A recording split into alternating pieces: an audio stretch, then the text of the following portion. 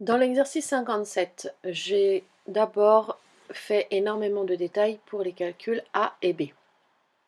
Dans le calcul A, le moins 5 doit partir dans le second membre. Je vais donc faire plus 5 dans chaque membre de mon inégalité. Dans mon premier membre, 4x moins 5 plus 5 va me donner 4x après calcul. Et 3x plus 1 plus 5 va me donner 3x plus 6. Il faut maintenant que je rassemble tous les x ensemble, c'est-à-dire que le 3x du second membre doit partir dans le premier membre.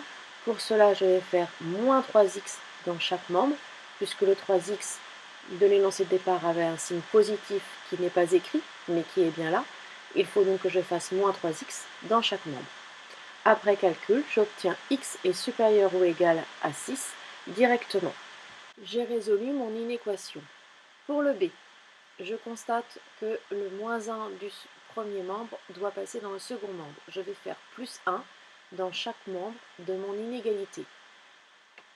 Moins 1 plus 1 va me donner 0. Il va donc me rester moins 7x dans le premier membre. Et dans le second membre, je vais avoir moins x et plus 2 plus 1 qui vont me donner plus 3. Le moins x doit disparaître du second membre. Pour cela, comme j'ai un signe moins devant le x, je vais faire plus x dans chaque membre de mon inégalité. Je vais avoir, après calcul, moins 7x plus x moins 6x. Et dans le second membre, je n'ai plus de x, c'est ce que je voulais, j'obtiens que 3. Il faut que je sois extrêmement vigilante sur ce signe moins qu'il y a devant le 6. Je vais diviser par un négatif et par conséquent, il faut changer le sens de l'inégalité. N'oubliez pas cette règle, une division par un négatif change le sens de l'inégalité.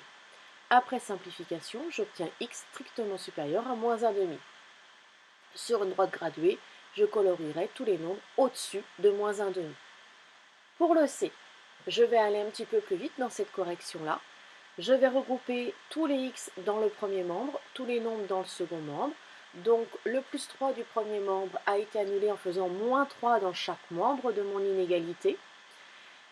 Et le plus 4x dans le second membre a été annulé en faisant moins 4x dans chaque membre de mon inégalité. C'est pour ça que sur la ligne du dessous, j'obtiens moins 4x dans le premier membre et moins 3 dans le second membre. Après calcul, cela me donne 3x inférieur ou égal à 2. Je divise par 3 chaque membre de mon inégalité et ça me donne x inférieur ou égal à 2 tiers. Pour le d, je vais rassembler tous les x dans le premier membre, tous les nombres dans le second membre. Le 4x est annulé en faisant moins 4x dans chaque membre de l'inégalité. Et le plus 6 est annulé en faisant moins 6 dans chaque membre de l'inégalité. Ce qui me donne moins 3x moins 4x strictement supérieur à moins 9 moins 6. Je calcule en pensant à mes nombres relatifs. Cela me donne moins 7x strictement supérieur à moins 15. J'ai une fois de plus le danger de diviser par un nombre négatif. Donc je dois penser à changer le sens de mon inégalité. Dans cette étape de calcul, il faut que je pense à deux choses. À la règle, diviser par un négatif change le sens de l'inégalité, mais également à la règle des signes.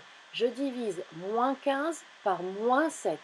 Par conséquent, mon résultat va être positif. Pensez bien à appliquer vos deux règles l'une après l'autre. Dans l'exercice 58, vous allez devoir penser à beaucoup de règles différentes déjà travaillées au préalable.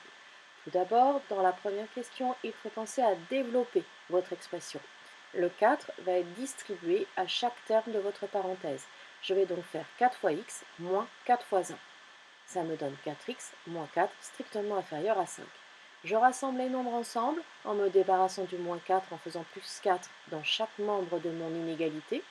Je vais donc avoir 4x strictement inférieur à 5 plus 4. Après calcul, cela va me donner 4x strictement inférieur à 9. Il me reste à enlever la multiplication par 4 en divisant par 4 chaque membre de l'inégalité. J'obtiens x strictement inférieur à 9 quarts. Pour le b, il faut se débarrasser de la parenthèse en faisant agir le signe moins sur chaque signe de votre parenthèse. Ce qui veut donc dire que je vais obtenir moins 2x moins 6 dans le second membre de l'inéquation. Pensez à changer les deux signes. Je regroupe les x ensemble et je regroupe les nombres ensemble. Au final, je vais obtenir 0 strictement supérieur à moins 14. C'est inhabituel, mais finalement, je m'aperçois que quelle que soit la valeur de mon x, ça marchera toujours, car 0 est toujours supérieur à moins 14. C'est une inégalité qui est toujours vérifiée. Faites des essais avec des nombres et vous verrez que ça marchera tout le temps. Pour le c, je vais rassembler tous les x ensemble. Donc le plus 2x est annulé en faisant moins 2x et le plus 2 est annulé en faisant moins 2. Après calcul, j'obtiens moins 3x supérieur ou égal à 11 et j'ai à nouveau la règle de la division par un négatif. Donc je pense à changer le sens de mon inégalité. Faites très attention à cette règle, très souvent oubliée.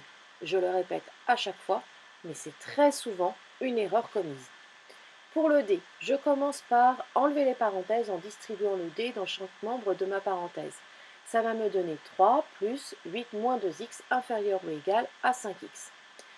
J'additionne le 3 et le 8 pour savoir combien j'ai en nombre. Ça me donne 11 moins 2x inférieur ou égal à 5x. Puis, je regroupe les x ensemble. Étant donné que le 5x est déjà tout seul, c'est logique que ce soit le moins 2x qui parte du premier membre pour aller dans le deuxième. Après calcul, j'obtiens 11 inférieur ou égal à 7x. Je divise maintenant chaque membre par 7 pour enlever la multiplication par 7 et ça me donne 11 septièmes inférieur ou égal à x.